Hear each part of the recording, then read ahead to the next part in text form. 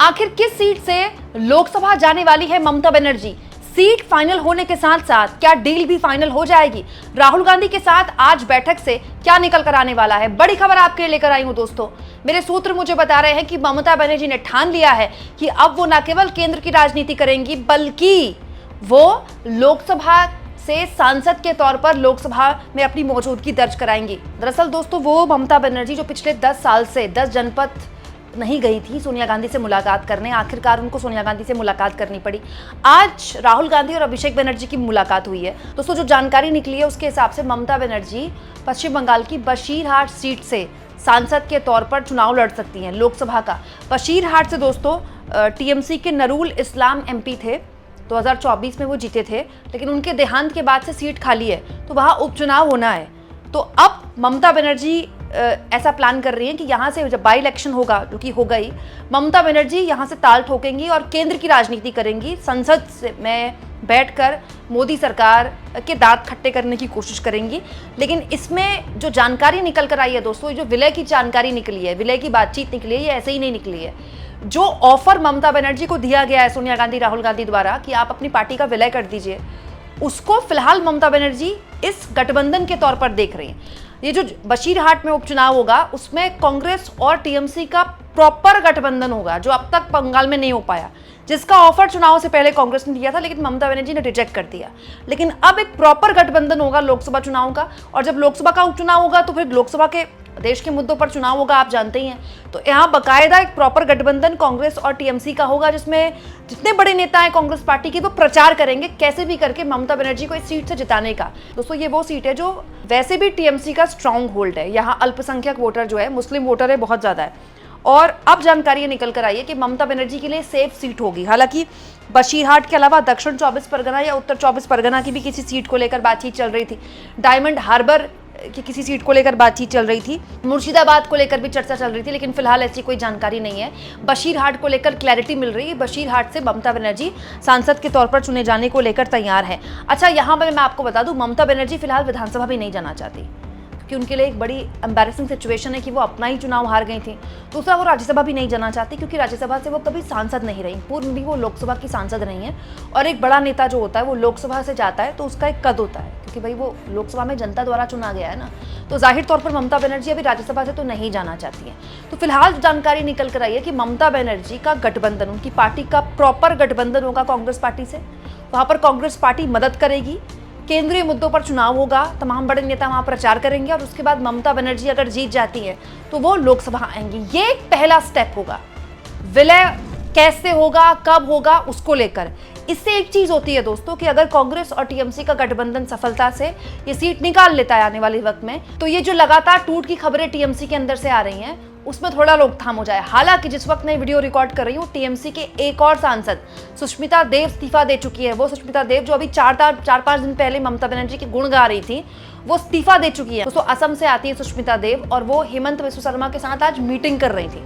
तो अब तक राज्यसभा से 2 टीएमसी के जो सांसद हैं उन्होंने टीएमसी से इस्तीफा दे दिया है और लोकसभा में करीब 20 सांसद बताए जा रहे हैं जिनका इस्तीफा किसी भी वक्त हो सकता है। वो पार्टी को छोड़ सकते हैं और वो एनडीए को समर्थन दे सकते हैं। ऐसे हालात में ये हो रहा है। हालांकि दोस्तों इन हालातों में टीएमसी अपनी पार्टी कैसे बचाएगी? मतलब जब आप अपने सांसदों को नहीं बचा पा रहे हैं लोकसभा के, राज्यसभा के, तो आप सपना भी कैसे देख सकते हैं कि लोकसभा आप पहुंच जाएंगे? दोस्तों ममता बनर्जी के लिए तो हालात ऐसे हैं कि अगर वो अभी चाहें कि वो लोकसभा से ऐसी सीट से, बशीरहाट जैसी सेफ सीट से जीत जाएं, तो उनके लिए भी बहुत बड़ी मुश्किल है। और कांग्रेस पार्टी के लिए सवाल उठ सकते हैं कि कांग्रेस पार्टी होगी राष्ट्रीय पार्टी, लेकिन ममता बनर्जी को क्या फायदा पहुंचाएंगी पश्चिम बंगाल में? पश्चिम बंगाल में गठबंधन करके क्या होगा? ये एक बड़ा प्लान है दोस्तों। ममता बनर्जी बात समझ गई हैं कि अगर उनको वाकई में राजनीति करनी है तो उनको अब दिल्ली की राजनीति करनी होगी। पश्चिम बंगाल से तो अब उनके लिए वहाँ टिकना बहुत मुश्किल है। तो वो दिल्ली की राजनीति ही करेंगी, वो केंद्र की राजनीति ही करेंगी। जो वो कह रही थी इंडिया गठबंधन को मजबूत करने की, उसी ओर वो कदम बढ़ाएंगे और ऐसे में उनको कांग्रेस पार्टी का हर हाल में साथ चाहिए।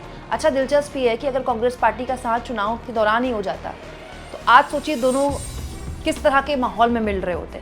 अभिषेक बनर्जी की आज राहुल गांधी से मीटिंग हुई है। उसमें ममता बनर्जी के साथ दिक्कत एक और है ना, अगर वो अपनी पार्टी का विलय का ऐलान कर देती हैं या इसको लेकर कोई भी संकेत देती हैं तो जो रही सही पार्टी है वो भी टूट सकती है। जरूरी नहीं है ना कि पार्टी के बाकी संगठन के, इतना बड़ा संगठन होता है पार्टी का, ना सांसद आपकी सुन रहे हैं, विधायक आपसे अलग हो चुके हैं, पूरा का पूरा संगठन ही आप में बगावत कर गया तो कि भाई हम नहीं जाते कांग्रेस पार्टी के साथ। तो ये एक ट्रांजिशन है जो स्लोली होगा, धीरे धीरे होगा। एक सीट को लेकर गठबंधन, फिर धीरे धीरे धीरे एक ट्रांजिशन होगा राज्य में, औपचारिक गठबंधन। अब वो गठबंधन होगा और धीरे धीरे क्या विलय हो जाएगा, ये तो खैर आने वाला वक्त बताएगा, क्योंकि विलय तक ममता बनर्जी के पास पार्टी पता नहीं रहेगी कि नहीं रहेगी। क्योंकि जो हालात है दोस्तों, ना सांसद आपके पास, ना विधायक आपके पास, तो आपके पास सिंबल भी नहीं रहेगा। सिंबल में कोई भी नेता दावा ठोक देगा तो आपका हाल उद्धव ठाकरे या फिर शरद पवार जैसा हो सकता है। तो फिर तो विलय के अलावा कोई विकल्प ही नहीं है।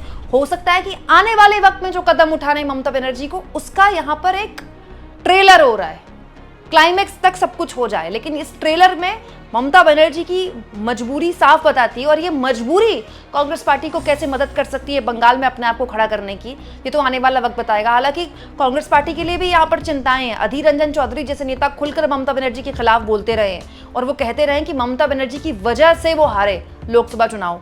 ममता बनर्जी से ये भी अपील की गई थी कि अधीर रंजन चौधरी को जीतने दिया जाए, कैंडिडेट ना उतारा जाए। लेकिन ममता बनर्जी यूसुफ पठान को लेकर आई, उनको चुनाव जिताया, और अब वो यूसुफ पठान भी उन लोगों में से हैं, उन सांसदों में से हैं जो ममता बनर्जी का दामन छोड़ रहे हैं लोकसभा में। दोस्तों, ये जो ममता बनर्जी का हाल हो रहा है, ये एक जीता जागता प्रमाण है विपक्षी पार्टियों के लिए। ये स्थिति हो सकती है विपक्षी पार्टियों की अगर वो एकता अब भी नहीं दिखाती है। तो चुनाव हारने के बाद एकता दिखाने का कोई औचित्य बचता नहीं है, क्योंकि आप सब कुछ खो देते हैं।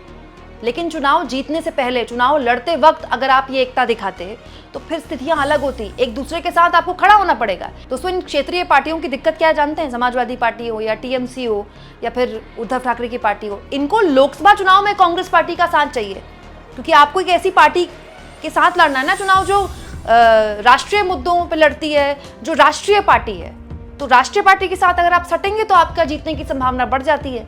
लेकिन राज्य के चुनाव में इनको कांग्रेस पार्टी को सीटें नहीं देनी है। तो इस डिलेमा से भी अब ममता बनर्जी को निकलना पड़ेगा। हालांकि उनके पास खुद क्या बचेगा आने वाले एक हफ्ते में कुछ भी नहीं कहा जा सकता, जो स्थितियां ऐसी हैं। लेकिन ये स्टेप, ममता का सोनिया से मिलना, फिर अभिषेक का राहुल गांधी से मिलना, और एक खबर आना कि बशीरहाट से ममता बनर्जी चुनाव लड़ सकती है। ममता बनर्जी की पार्टी इस स्थिति में है कि अभी वो ऐसी सीट से भी चुनाव नहीं लड़ सकती जहां पर उनका सांसद है। कौन उनके कहने पर इस्तीफा देगा, उनके लिए सीट खाली करेगा?